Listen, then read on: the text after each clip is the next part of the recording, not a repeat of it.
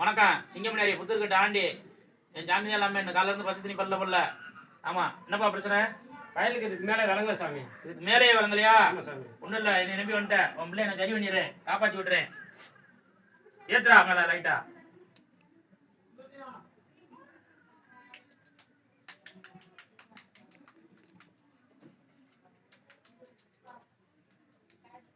ம், அது போடு. ஞாயிற்றுக்கிழமெல்லாம் வரக்கூடாது. சரிங்க சார். ஐயா எந்திரி.